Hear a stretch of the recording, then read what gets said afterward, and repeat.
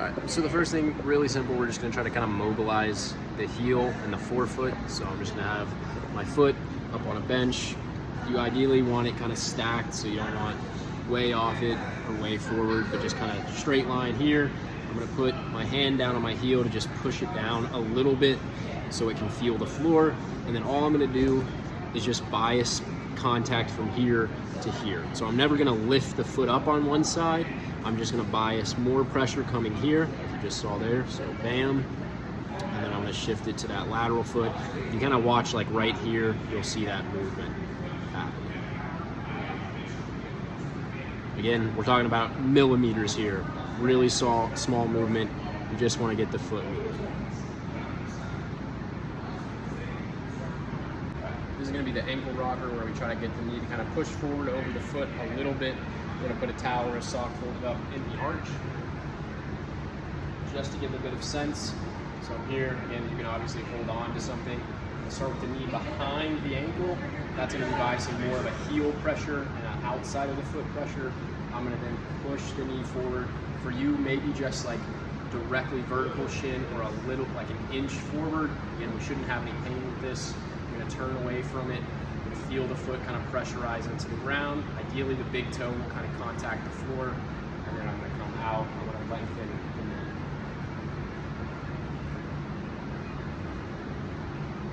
The biggest thing I think for you to think about would be that the knee is actually moving. So I'm not kind of just shifting my body forward and turning. I'm actually pushing the knee forward just a little bit. I'm feeling the weight go from my heel to the midfoot to that arch and then back.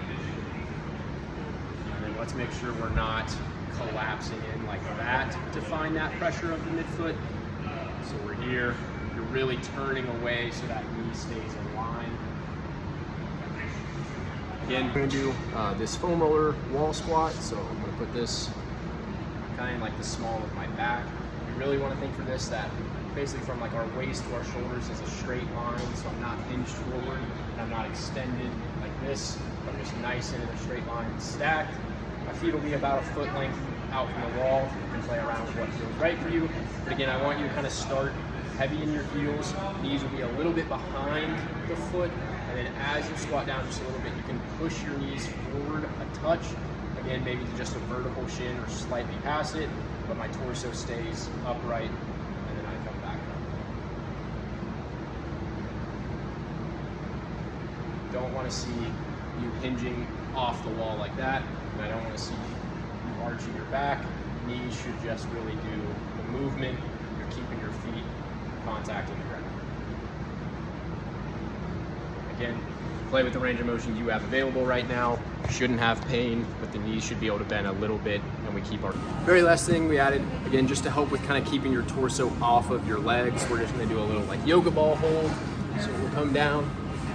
I want my back, again, relatively flat. I don't want to be extended like this, so you shouldn't see any rib flare, but I don't want you to crunch into a ball like that. So I'm here, my knees will be coming up.